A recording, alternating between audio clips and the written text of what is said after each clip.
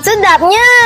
Awak minum apa tu? Ini kopi Nissan. Apa itu Nissan? Nissan ialah di bumi Terengganu, kemanisan bukan sekadar pada rasanya, tetapi juga pada warisan yang diwarisi turun-temurun.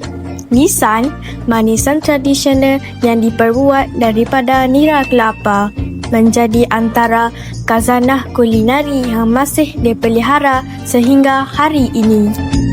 Perjalanan menghasilkan Nissan bermula seawal pagi apabila nira kelapa yang segar dikutip daripada mayang kelapa.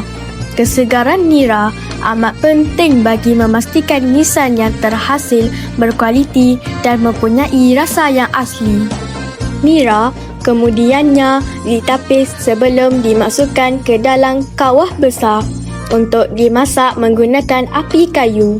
Sepanjang proses ini, nira perlu dikacau tanpa henti bagi mengelakkan ia hangus dan memastikan teksturnya menjadi pekat secara sekata. Selepas beberapa jam, warna nira berubah menjadi perang keemasan dan mengeluarkan aroma karamel yang harum. Ketika inilah kemahiran pembuat Nissan diuji untuk menentukan rasa yang paling sesuai mengangkatnya daripada api. Nira yang telah pekat kemudiannya dituangkan ke dalam acuan tradisional, lazimnya menggunakan tempurung kelapa atau acuan buluh. Setelah dibiarkan sejuk, Nissan akan mengeras dan mudah dikeluarkan daripada acuan.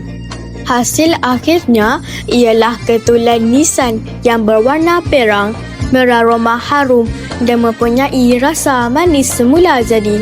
Selain dinikmati begitu sahaja, Nissan juga menjadi pemanis dalam pelbagai kuih tradisional Terengganu seperti akok, buah melaka, pengat dan bubur.